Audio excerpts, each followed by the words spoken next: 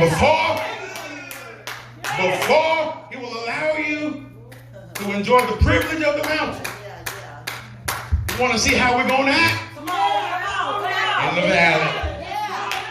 That's why you can't afford to lose your praise in the valley. Because how you pivot in the valley serves as the prerequisite for you being elevated for promotion.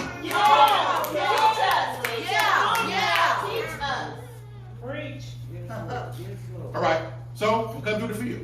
Okay. No good. So text says this. Text says, I have about 10 pages. All right.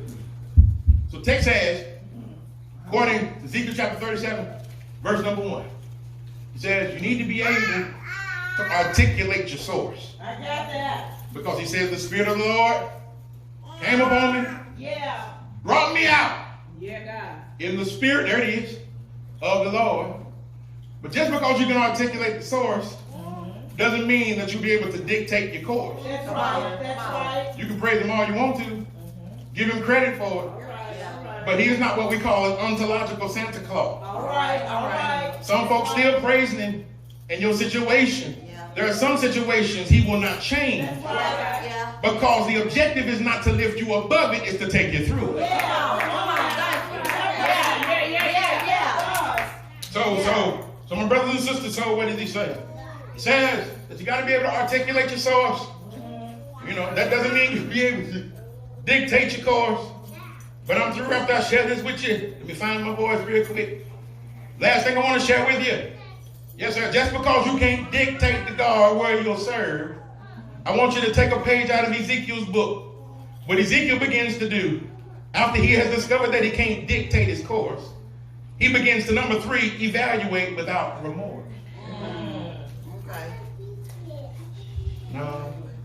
All right, anyway, it was good to me. All right. I'm getting off here. This is what he said. First verse, one more time. Y'all been so patient. That after the Spirit of the Lord carries, I don't know how long we're going to be on it. After the Spirit of the Lord carries him out, sets him down. He informs us that where he is set is in the middle of a valley. Which is full of bone. All right. Don't worry about it. I got you. Look at somebody say, there's preaching in it, though. There's preaching. Now, allow me to argue conjecturally that it is at this moment that Ezekiel begins his work in the valley.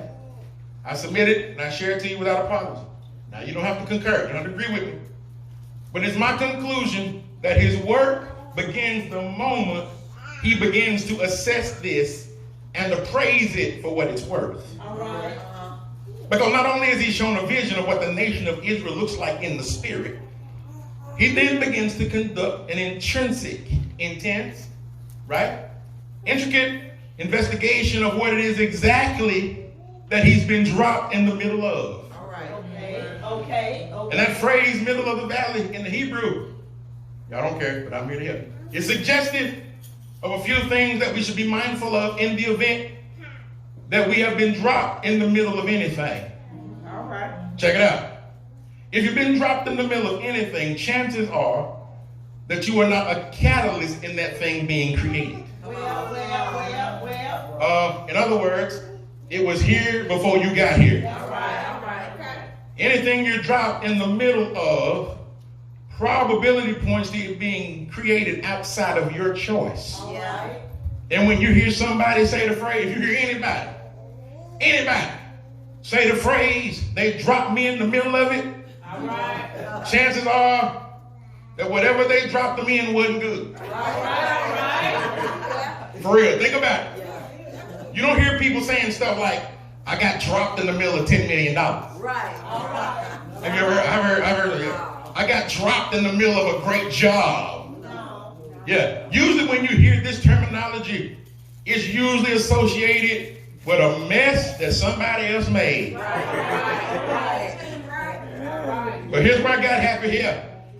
I kept reading, and nowhere did I read in the passage where Ezekiel begins complaining about where he's been dropped. Come on. That's it, I'm through. Yeah. I kept reading, because I had to read the whole chapter. Okay. But I kept reading, because I was looking for some sign that Ezekiel was dissatisfied with where he'd been dropped. All right. looking for some kind of emotional leakage that will provide me the ammunition I need to close this lesson. And I found nothing that spoke to emotional upheaval as it pertains to where he'd been set down. I didn't see anywhere where tears had been shed. Didn't see anywhere where he'd been rocking back and forth on the bed between sobs. I didn't see anywhere where he had conducted private meetings with God, asserted himself in an argument about why it was that he had to serve here. All I saw was that even when Ezekiel had been dropped in a place of geographical depression, when he'd been dropped in a place that showed all the signs of theological deprivation, Ezekiel doesn't do anything except continue to tell the story. And I think that's why I see my exit, my brothers and sisters. The reason as to why this allows me to find my voice is because the truth of it is you don't have to like where the Lord placed you. Can we be honest? Some of us wouldn't be where we are today if we had had our own way. Some of us wouldn't be who we with today if we had had our own way. But thanks be to God that Ezekiel allows me to leave this with you. While you're complaining about where you are and why you don't think it's good enough for you, Ezekiel reminds us to just keep telling your story. Being in this place in your life for some of you makes you feel some kind of way. You're right. Yeah, but keep on telling the story. Yeah. Some of you may feel as though you've been dropped in a valley. Some of you may know somebody, if it's not you, you may know somebody who feels as though they have no more options or opportunities. Yes, sir, in this valley. But Ezekiel says to us, continue to tell the story. Tell the story with tears in your eyes. Tell the story when you don't feel like telling. Like I'm sounding like my daddy now. Tell the story. Yes, sir. Tell it in the morning and in the evening. Look at somebody and say, just keep telling the story. And you know, the funny thing about you telling your story is that in order for you to tell it, you got to keep your mouth open. I understand that you don't like what's happening, but this is not the time for you to keep your mouth closed. Look at somebody and tell them, say, neighbor, keep on telling the story. I know that things are happening in our nation. Things are happening in our world. And it's getting on your nerves. But this is not the time to keep your mouth closed. Keep on telling the story. Is there anybody in here who don't mind helping me preach for a little while? Look at somebody and tell them, say, neighbor, keep your mouth open. Keep on telling you. Put your preaching voice on. Say, neighbor, keep your mouth open. Keep on telling your story. The good news is that your story isn't finished yet. Do I have a witness? Can I say it one more time? The good news is that your story hasn't been finished yet. There's more to be written. So look at somebody and say, neighbor, keep on telling your story. Tell them how he healed your body. Keep on telling the story. Yes, sir. Tell them how, yes, sir, he brought you back from surgery. Keep on telling the story. Tell them how he saved your child. Keep on telling the story. Tell them how he brought you from your past, and now you're giving it praise. Turn to somebody and say, neighbor, I gotta tell the story about how he picked me up. Turn me around, place my feet on solid ground. Y'all not happy yet, but I said in my own self, I said to myself, and to myself said I, that I was going to keep on telling the story how I once was a lost in sin, yes, and a little light from heaven filled my soul.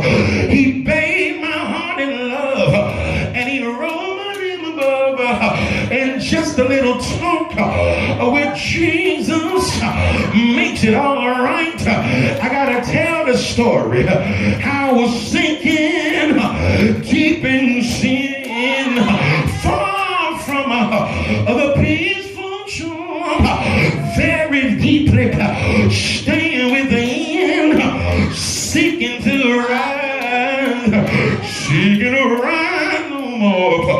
But the master of the sheep had my despairing cry from the top.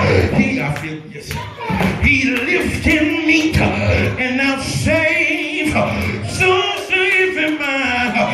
Look at somebody and say, neighbor, I dare you, keep your mouth open. Has he made a way? Keep your mouth open. Did he give you a job? Keep your mouth open. Did he spare your life? You gotta keep your mouth open.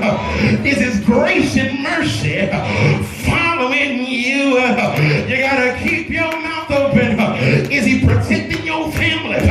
You gotta keep your mouth open. Did he keep you alive? You gotta keep your mouth open. I came all the way from Nashville, Tennessee to tell somebody, to tell your story. Look at somebody and say, neighbor, be patient with me, because God is not through with me yet. Say it again. Say, neighbor, be patient with me, because God is not through with me yet. Look at somebody and say, I'm still writing my story. Look at somebody else and tell them, say, neighbor, don't look down your nose at me, but praise him with me, because my story isn't over yet. Is there anybody here who will help me preach? Get up on your feet and help me celebrate your story. Turn to somebody else and say, neighbor, there's good news for you. Say, neighbor, there's good news for you, because the God that I serve, he's already writing your story out. And you know what he did? He wrote it in red blood. Look at somebody and say, my story has a, y'all ain't doing it. Say, neighbor, my story has a happy ending, because on a hill called Calvary, he wrote my story with nails in his hands. That's my, yes, with ribbons in his feet. That's my story. With a crown on his head. That's my story. And the Bible said that Jesus had died. Look at somebody and say, neighbor, it looked like his story was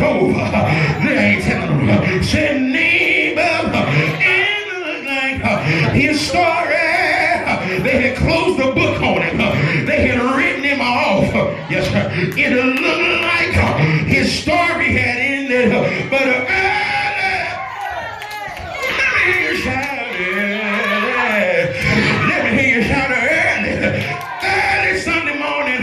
The father took out his pen and he began editing the story. Look at somebody and say, neighbor, I gotta breathe him in here because he's not finished with me.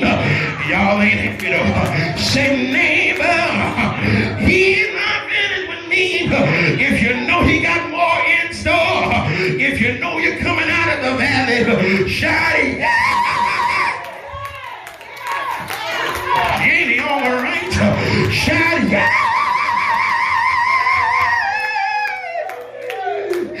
Ain't he all right? Look at somebody. I'll throw it. Say, neighbor, you're coming out all right. Say, neighbor, go through your valley and go through with a smile. Go through it with a praise. Go through it with joy. Go through it with a sacrifice. Go through it knowing that all things work together for good to them who are loved